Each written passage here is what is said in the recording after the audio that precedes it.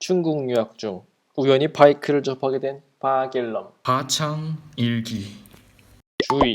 저의 재미없는 인생썰이 포함되어 있습니다. 21살이 된 저는 진로에 대한 고민, 그리고 군대를 이유로 중국의 학교를 자퇴하고 한국으로 돌아오게 됩니다. 다니던 학교에 대해 실망을 한 것도 있고, 애초에 중국을 간 건 단순히 중국어를 배우면 돈을 많이 버는 직업을 얻을 수 있겠다라는 단순한 생각에서 간 거기 때문에 그만두는데 미련은 없었어요. 학교를 반둔 후 영어, 중국어를 공부하면서 무엇을 해야 하나 많은 고민을 하고 마음이 답답할 때면 바이크를 빌렸습니다. 이것은 구형 CBR 125R. 한글로 CBR을 타자에서 치면 축이 되는데 타이어와 차체가 얇아서 별명이 멸치축이었어요. 그 외엔 축과 원동기 합성인 축동기 등이 있겠습니다. 아무튼 이걸 빌려서 탔는데 지금 타면 답답해서 못하겠지만 당시 대륙에 50cc 바이크를 타다가 리얼 일제 125cc를 타니까 앞으로 나가는 느낌이 다르더라고요. 참 설렜던 기억이 있습니다. 그리고 또 대륙벨리는 방향지시 등을 켜고 그걸 끄려면은 반대로 원위치를 시켰어야 되는데 그러다 반대편 켜지고, 근데 이건 깜빡이 켜고 가운데 꾹 누르면 꺼지는 겁니다. 그리고 사이드 스탠드가 내려가 있을 때 1단을 넣으면 시동이 꺼지더라고요. 한참을 꺼먹다가 깨달았습니다. 지금 생각하면 거의 모든 바이크에 있는 당연한 기능이고 당연한 건데 이게 일제구나 하면서 감동했던 기억이. 그리고 그때 차 없는 구불구불한 시골길을 달리는데 처음으로 그 코너링의 재미를 깨달았어요. 저에겐 2살 위 형이 있는데 형 군대 말년 휴가 때 2대를 빌려서 바다 보러 가자 해서 갔던 2011년 봄날에 잊을 수 없는 여행이었습니다. 여행 후에도 저는 아직도 진로를 고민 중이었고 중국을 다시 가야 하나 다른 나라로 갈까 아니면 음악을 할까 이 셋을 고민하고 있었는데 잠깐 음악?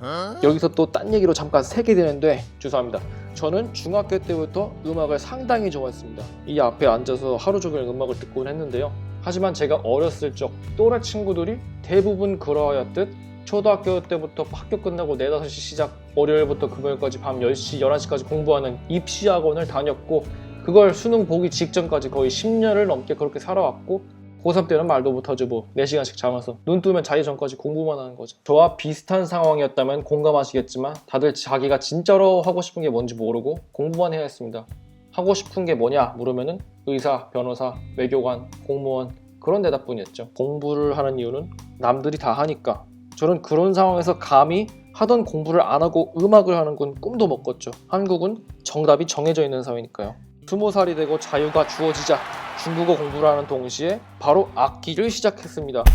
오토바이를 보러 오셨는데 진짜 제 쓸데없는 얘기해서 죄송합니다. 여기서 오토바이 얘기 하자면 바로 이 모델 SYM 삼양공업 울프 125라는 모델입니다.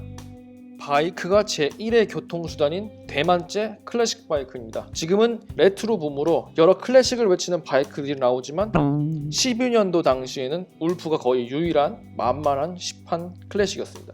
1화에서 언급한 많은 모델들은 구하기가 어려웠죠.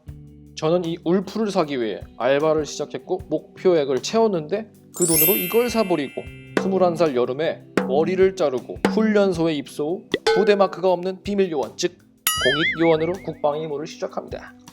저는 2년이 넘는 시간이 생겨서 과감히 음악을 시작할 수 있었습니다. 저는 망막방이라는 병으로 인해 공익에 갈 수 있었는데 어떻게 보면 이 병 덕분에 시간이 생겨 음악을 시작할 수 있었으니 그야말로 전화위복이겠습니다. 공익근무 그리고 입시 준비를 동시에 하다가 답답할 때면 항상 렌트를 했습니다. 전화로 예약하는 순간 미친듯이 설렜어요. 그때 렌트하는 모델은 바로 신축 2011년식 CBR 125R 축동기입니다.